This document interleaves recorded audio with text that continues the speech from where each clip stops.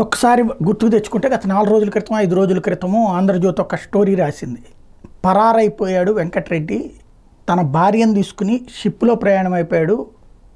అదే ఫ్లైట్లో వెళ్తే కనుక ఎక్కడికి వెళ్ళారో తెలిసిపోతుంది కాబట్టి షిప్లో వెళ్ళి ఆయన గతంలో వీటెట్లో పనిచేసిన మెరైన్లో పనిచేసిన అనుభవం ఉంది కాబట్టి వాళ్ళ ద్వారా మేనేజ్ చేసుకుని వెళ్ళిపోయాడు, తన భార్యతో సహా వెళ్ళిపోయాడు అన్నటువంటిది పేపర్లో ఫ్రంట్ పేజీ బ్యానర్ హెడ్డింగ్. ఆ రోజున మనం అనుకున్నాం కూడా, అంతకుముందు తెలుగుదేశం హయాంలో కొంతమంది వెళ్ళిపోతే ఇప్పుడు వీళ్ళు కూడా ఇట్లా విదేశాలకు పోతున్నారనమాట అయితే అని చెప్పేసి. కానీ ఇప్పుడు వెంకటరెడ్డి ఎక్కడ దొరికారు? హైదరాబాద్లోనే దొరికాడు. అక్కడేంటి హాస్పిటల్లో ఉండగా దొరికారు అనమాట. హాస్పిటల్ ట్రీట్మెంట్కి సంబంధించినటువంటి దాంట్లో టోటల్గా సరే ఆయన అవినీతికి పాల్పడ్డా లేదా, మైనింగ్ శాఖలో డబ్బులు సంపాదించుకున్నాడు ఉండడు, మైనింగ్ మీద డబ్బులు సంపాదించుకొని ఏ ప్రభుత్వము లేదు, ఏ రాజకీయ పార్టీనూ లేదు.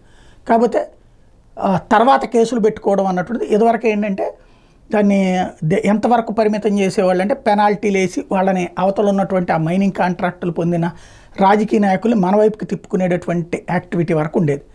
ఇప్పుడు అలా కాకుండా అధికారుల అరెస్టుల దాకా వెళ్తుంది. కాబట్టి ఇప్పుడున్న మైనింగ్ అధికారులు నెక్స్ట్ ప్రభుత్వం వచ్చినప్పుడు ఇక అరెస్టులు అవ్వడం అనేది ఒకసారి బిగిన్ అయిందంటే ఈ సంప్రదాయం కొనసాగుతుంది. కాబట్టి ఇప్పుడు వెంకటరెడ్డితో ఈ సంప్రదాయం ఆరంభమైంది కాబట్టి ఎక్కడి దాకా వెళ్తుందో చూడాలి ఇది.